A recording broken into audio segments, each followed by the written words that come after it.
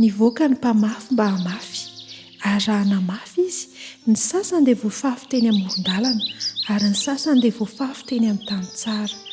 Tena moa, ny sasany avy zato eny, ary ny sasany avy 20 eny, ary ny sasany avy 30 eny, izay manantsofina aoka izy iaino. Matthieu 7:17 andiny 7 ka hatramin'ny 7. Misy boky kely anankiray nanova fon'olona be dia be tany amin'ny taonjato, tany amin'ny taona 970 tany. Io boky io dia boky mitondra ny lohateny hoe fanandramana sy fahitana, amin'ny teny frantsay atao hoe experience and views, fanandramana sy fahitana. Ao anatin'ny boky kely io dia mirakitra ny fahagagana izay nataon'Andriamanitra ho an'ireo mpialoha lalana, ny asa, ny fanahy masina, ny mpialoha lalana, ny fiangonana farany. Ary rehefa namaky an'io boky io moa zany boky io zany dia nosoratan'ny vehivavy anankiray atao hoe Ellen White, Ellen Harmon zany ny anarany. Izy nanoratra ny boky io dia izao nomena ana fianakaviana iray io boky io. Rehefa nomena fianakaviana iray dia nanomboka nyvakiana izy ireo. Rehefa nivakiana izy boky kely izy io dia rehefa nivakiana izy ireo io boky mitondra ny lohateny hoe fanandramana sy fahitana io, mirakitra ny programan'Andriamanitra amin'ny fiangonana farany, hitarihan'Andriamanitra n'izao vahoaka farany amin'ny taonjato farany izao. Dia nanomboka niova fo ireo fianakaviana namaky an'ilay boky.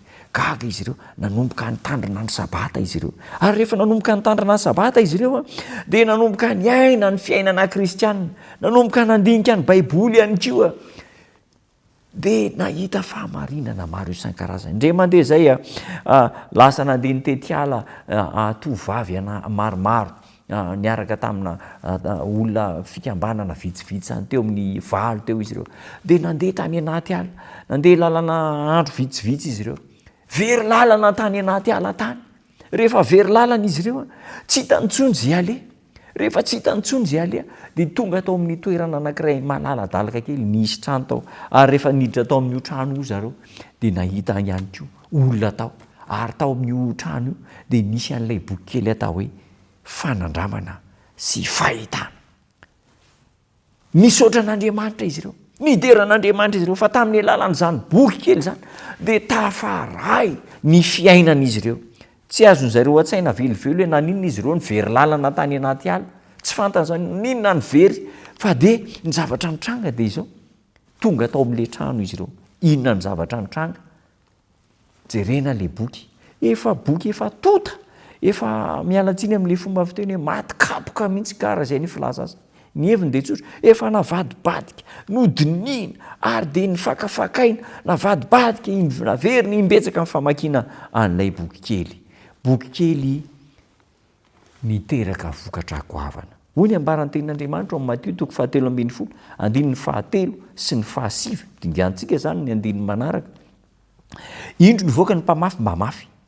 Ary raha namafy izy, ny sasany dia voafafy teny amoron-dalana, ny sasany voafafy teny amin'ny tany tsara, dia namoa, ary ny sasany 100 eny, ny sasany 80 eny, ary ny sasany 30 eny, izay manantsofina aoka izy iaino. Ireo mpitaridalana ny fivavahana tamin'izany fotoana izany, taorian'ny taona 427 zany, dia tamin'ny alalan'ilay boky kely hoe fanandramana sy fahitana, nampiova ny fony izy ireo. Fa itsika koa ankehitriny dia manana boky lehibe, ny baiboly ny tenin'Andriamanitra, izay tokony anova ny fontsika, hiteraka famonjena ho antsika. Ny soratra masina manko dia ny tanjona dia famonjena, fiainana mandrakizay. Ary tokony anova ny fontsika izany boky ny soratra masina izany. Ka miankina amin'ny fontsika io, tany tsara sa tany ratsy sa tany misy vato karakaina, ny faniriana dia mba ho tany tsara ny fontsika. Amoa avy zato eny, tsy manam-pahataperana ilay von'ny tenin'Andriamanitra. Raisy ny baiboly, vaikio ny baiboly, iaino ny baiboly, ary aparitao ny baiboly. Fa izany boky izany hiteraka vokatra goavana eo amin'ny fiainantsika. Hivavaka isika.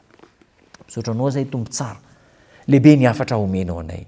Impirimpiry no miverina eo amin'ny fiainanay ny fampirisihana hamaky baiboly, hianatra ny baiboly, anaparitaka ny fahamarinan'ny baiboly. Indraindray ataonay tsirambina androany mandray fanapahan-kevitra vaovao zay, fiaingana vaovao hamaky ny baiboly ho anay manokana, iaina amin'izay ambarany baiboly ary izara ny baiboly any amin'ny manodidina anay. Tanterao zany fanapaha-kevitra izany fa izany no tena ilain'ny taonjato farany misy anay ankehitriny amin'ny anaranao Jesosy Tompo. Amen.